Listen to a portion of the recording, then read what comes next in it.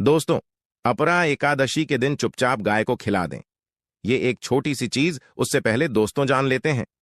अपरा एकादशी के बारे में हर महीने एकादशी का पर्व आता है, लेकिन ज्येष्ठ महीने में आने वाली अपरा एकादशी सबसे ज्यादा महत्वपूर्ण होती है। आइए जानते हैं साल 2024 में अपरा एकादशी कब है। दोस्तों, अपरा एकादशी तिथि भगवान विष्णु को समर्पित है। माना जाता है इस दिन भगवान विष्णु का व्रत करने से और उनकी पूजा करने से सभी पापों का नाश हो जाता है और मोक्ष की प्राप्ति होती है। ज्येष्ठ का महीना 24 मई 2024 से शुरू हो गया है। ज्येष्ठ माह के कृष्ण पक्ष की अपरा एकादशी और शुक्ल पक्ष की निर्जला एकादशी दोनों ही बहुत महत्वपूर्ण मानी जाती है। ज्येष्ठ माह में गर्मी चरम पर होती है और एकादशी में 24 घंटे व्रत किया जाता है, जो बहुत कठिन होता है।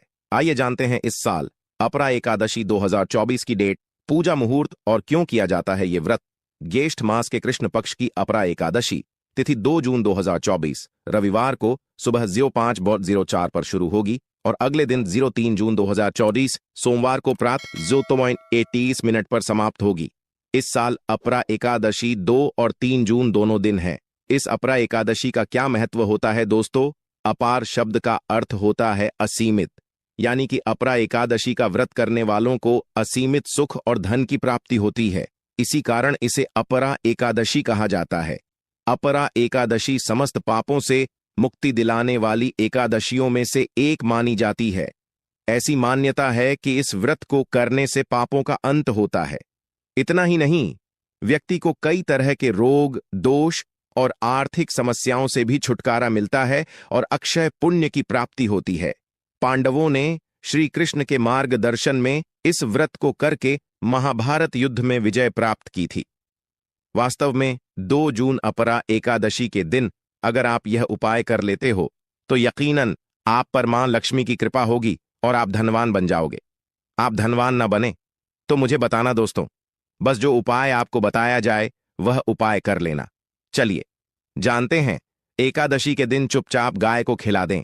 यह एक छोटी सी चीज, रोडपति भी होंगे, करोड़पति मिलेंगे, सभी संकट और कष्टों से मुक्ति, मृत्युदंड, पितृदोष तुरंत होगा खत्म, पूरे साल आपके भरे रहेंगे, अन्न धन के भंडार यूं कहें कि आपकी 7 पुश्ते तक करेंगे, रुपयों पैसों पर राज्य दोस्तों, 7 पीढ़ियों तक बैंक बैलेंस बढ़ता चला जाएगा। सभी भी दुख दर्द संकट कष्ट है वह दूर हो जाएंगे और सभी सुख आपके कदमों में आ जाएंगे। सभी सुख आपके कदम चूमेगी और 33 कोटि देवी देवताओं को धारण करने वाली गौ माता की भी कृपा व्यक्ति पर आजीवन बरसती है। तो दोस्तों, कौन कौन से वे गाय से जुड़े खास और महत्वपूर्ण उपाय हैं जिन्हें यदि आप एकादशी के दिन कर लेते हैं तो दोस्तों यकीन मानिए आपके घर में अन्न धन के भंडार सदैव भरे रहेंगे। जो भी जीवन के दुख दर्द संकट कष्ट है वह सभी दूर हो जाएंगे। इस वीडियो में हम आपको उसी एक खास और महत्वपूर्ण चीज के बारे में बताएंगे, क्योंकि आपको एकादशी के दिन गाय को जरूर खिलानी है। तो दोस्तों, अपने फायदे के लिए पूरा वीडियो देखना। यदि आज की इस वीडियो को अपने बीच बीच में से देखा, काट काट कर देखा, तो यकीन मानिए जीवन में आपको कभी सफलता हासिल भी नहीं होगी, क्योंकि इस वीडियो में आपको कुछ ऐसे उपाय गाय से जुड़े बताने वाले हैं जिन्हें करने से आपके जीवन के जो भी दुख दर्द संकट है या कामयाबी होने में कोई बाधाएं आ रही, सभी से छुटकारा मिलने वाला है। आज का वीडियो पूरा देख कर जाना। यदि आप चाहते हैं आप और आपके परिवार पर सदैव गौ माता की कृपा से, आपके पितरों की कृपा से, देवी देवताओं की कृपा से, तो दोस्तों वीडियो को पूरा देख कर जाना। बहुत ही फायदेमंद वीडियो है। पूरे 50 सालों के बाद ऐसे दुर्लभ संयोग है, तो पूरा वीडियो देख कर जाना यदि आप लाभ हासिल करना चाहते हैं और 7 पीढ़ियों तक कभी कोई किसी तरह की कमी ना हो, ये फल चाहते हैं, तो वीडियो को पूरा देखकर जाना। बहुत ही लाभप्रद वीडियो है आपके लिए। दोस्तों, वीडियो को आगे शुरू करें उससे पहले आपसे रिक्वेस्ट करते हैं कि इस वीडियो को लाइक कर चैनल को सब्सक्राइब कर देना और कमेंट बॉक्स में सच्चे दिल से जय गौ माता जरूर लिख देना, जिससे माता की कृपा आपके और आपके परिवार के ऊपर सदैव बरसती रहे। और ज्यादा से ज्यादा वीडियो को शेयर जरूर करना ताकि और लोग भी इस वीडियो के माध्यम से लाभ हासिल कर सके। इन उपायों को करने से अपने जीवन में सदैव धन सुख संपत्ति की प्राप्ति कर सके। तो शेयर करना ना भूले इस वीडियो को, जिससे और लोगों का भी भला हो, आपको बता दें। इस दिन तीर्थ स्नान करना बहुत ही फलदायी समझा गया है। यदि कहीं तीर्थ स्थान पर पवित्र नदी में स्नान करना संभव ना हो तो आप क्या करें? घर पर ही नहाने वाले पानी में गंगा जल की कुछ बूंदें डालकर स्नान कर लें। और साथ ही साथ यदि आप स्नान आदि से निवृत्त हो जाएं, सर्वप्रथम तो अपने घर के पूजा स्थान को साफ कर वहां पूजा पाठ करें और दान जरूर करें। और इस एकादशी के दिन दान करने से सभी मनोकामनाएं पूर्ण हो जाती हैं। एकादशी के दिन विशेषकर पूर्वजों की पूजन के लिए बहुत ही शुभ फलदायी समझा गया है। आपको बता दें, इस बार जो इस दिन पूजा के साथ साथ सूर्यदेव की पूजा जरूर करनी चाहिए। आपको बता दें कि इस दिन यदि सूर्य नारायण की पूजा करते हैं तो आपके ग्रह जनित दोष भी दूर हो जाता है। व्यक्ति के जीवन में धन सुख संपत्ति की प्राप्ति हो जाती है। समस्त मनोकामना व्यक्ति की पूर्ण हो जाती है। और दोस्तों, साथ ही साथ अब बात करें, आपको उस दिन मतलब यह जो एकादशी के दिन है, इस दिन आपको एक उपाय तो जरूर करना है। गाय का उपाय बताने से पहले एक उपाय आपको बता दें। इस उपाय को जरूर दूर करें। क्या करें कि शाम के समय पीपल के पेड़ के नीचे आपको सरसों का चौमुखी दीपक, आटे का दीपक बनाना है। चौमुखी, उसमें आपको कलावे की बाती लगाकर सरसों के तेल का दीपक जला देना है और बीच में 2 साबुत फूल वाले लौंग भी डाल दें। फिर देखिए कैसे चमत्कार आपके जीवन में होता है। शाम के समय जलाकर उसे छोड़े, मनोकामना मांगकर। दोस्तों, 11 दिनों के अंदर आपकी वह मनोकामना पूर्ण ना हो जाए तो हमें बता देना। बहुत ही प्रभावशाली उपाय बताया मैंने आपको, बहुत ही दुर्लभ से दुर्लभ है। इस बार नए वर्ष के उपाय को जरूर करें। यह उपाय जो है बहुत ही आपको लाभ देगा। और अब बात करें गाय से जुड़े कौन कौन से उपाय आपको इस दिन, मतलब गाय से जुड़े उपाय जिन्हें करने से व्यक्ति को 7 पीढ़ियों तक बैंक बैलेंस की कमी नहीं होती, दुख दर्द संकट कष्ट दूर हो जाते हैं और सभी सुख व्यक्ति के कदमों में आ जाते हैं। कदम चूमती है सभी सुख और घर में धन के भंडार सदैव भरे रहते हैं, कोई कमी नहीं होती। किसी तरह कौन कौन से उपाय ध्यान से सुनना, जिस तरह बताएं उसी तरह इन उपायों को आपको करना है। तो चलिए शुरू करते हैं।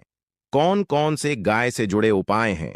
प्रभावशाली चमत्कारिक उपाय है जो कि आपकी किस्मत को चमका देंगे। एकादशी से आपको लाभ शुरू करते हैं। दोस्तों, सनातन परंपरा में गाय गंगा और गायत्री का बहुत ज्यादा धार्मिक महत्व है। मान्यता है कि गौ माता के शरीर पर 3 कोटि देवी देवताओं का वास होता है। गौ माता की पूजा करने वाले जातक पर इन सभी देवी देवताओं की कृपा बरसती है। गौ सेवा से न सिर्फ इस जन्म के बल्कि पूर्व के भी दोष दूर हो जाते हैं। गाय से हासिल पंचगव्य का उपयोग जरूर शामिल करें, क्योंकि पंचम गव्य के बिना कोई भी पूजा पाठ और हवन सफल नहीं होता। या दोस्तों, गौ कृपा पाने के लिए प्रतिदिन, सप्ताह अथवा महीने में परिवार समेत एक बार गौशाला जाने का नियम जरूर बनाएं और वहां गायों को हरा चारा जरूर खिलाएं। इससे आपको शुभ फलों की प्राप्ति होगी और साथ ही साथ गौ सेवा और गौ पूजा से 9 ग्रह शांत हो जाते हैं और इनसे जुड़े दोषों का निदान हो जाता है। गर्मियों में गौ माता को पानी पिलाएं और सर्दी में गौ माता को गुड़ जरूर खिलाएं।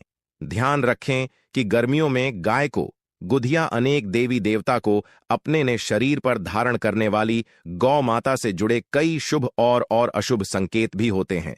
मसलन गाय का दूध दुहते समय यदि गाय ठोकर मार दे और सारा दूध बिखर जाए तो अब शगुन होता है। यदि कोई यात्रा पर निकल रहा हो और गाय अपने बछड़े को दूध पिलाती सामने आ जाए तो निश्चित रूप से जिस यात्रा के लिए आप निकले हैं वह यात्रा आप जरूर ही सफल होगी और वह जिसके लिए आप निकले हैं वह जरूर ही पूर्ण होगा। यात्रा पर जाते समय बाईं ओर गाय की आवाज आना और रात्रि में गाय की होकार करना भी शुभ होता है। दोस्तों, साथ ही करना भी शुभ होता है।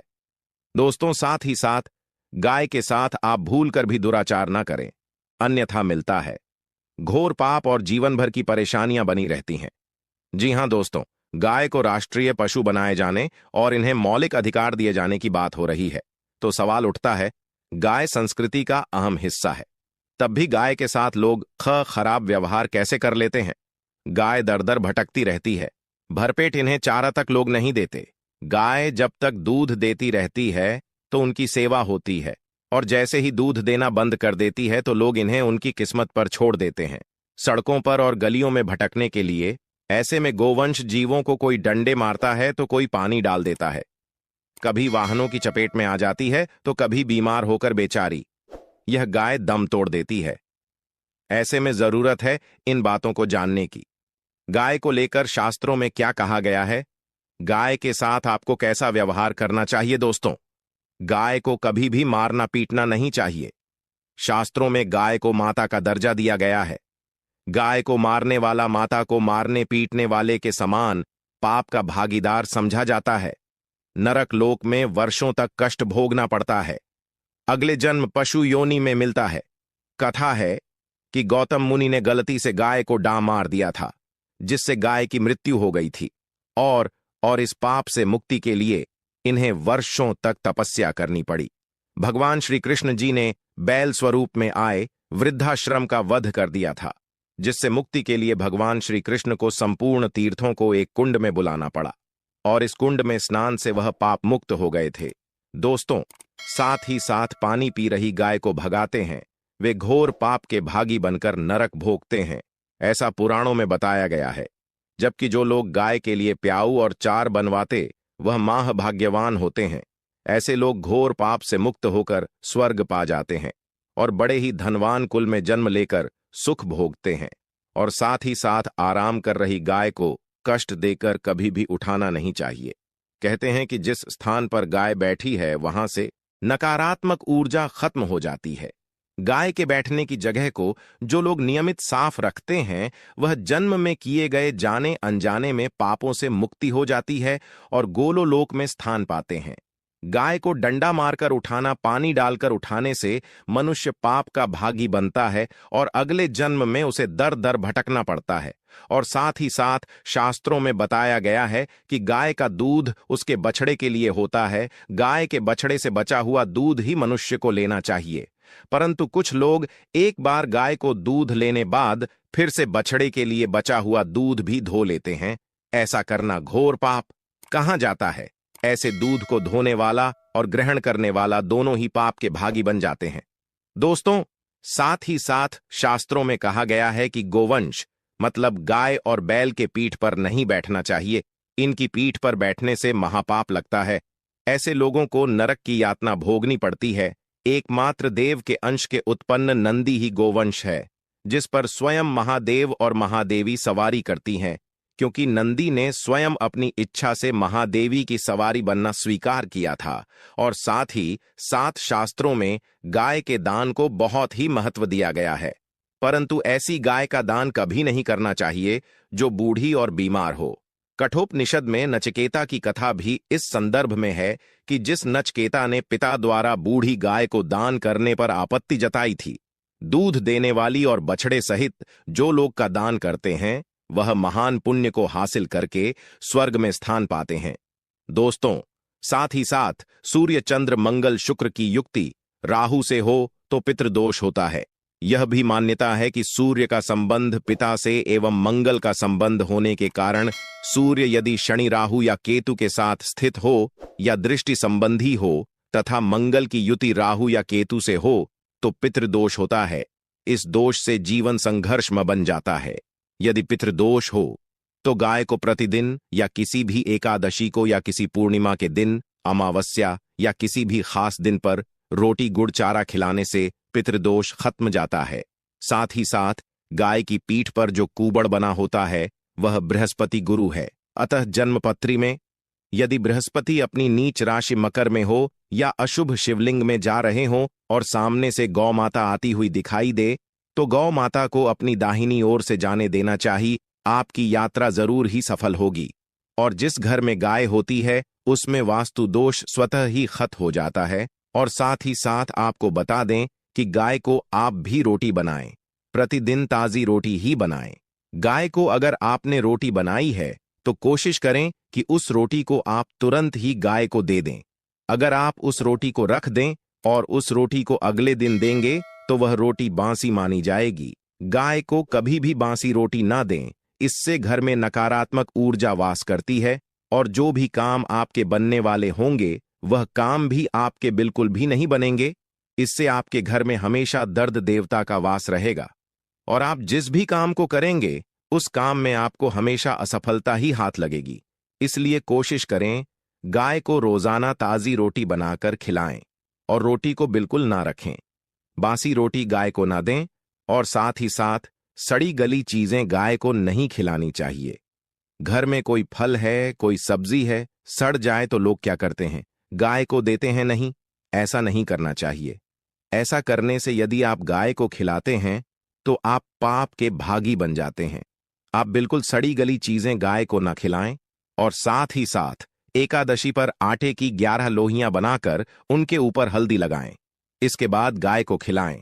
हर एक लोही को खिलाते समय गाय के सिंघवाल आपके जीवन में खुशियां ही खुशियां होंगी। और एक बार एकादशी पर आप 7 बार गाय की परिक्रमा भी कर लें तो आपके समस्त काम होंगे। और एकादशी पर साथ ही साथ आप गाय को जब भी रोटी दे, रोटी पर या तो आप थोड़ी हल्दी लगा लें या थोड़ा गुड़ रख लें। अगर गुड़ ना हो तो आप थोड़ा घी रख सकते हैं। दोस्तों, गाय को कभी भी सूखी रोटी ना खिलाएं।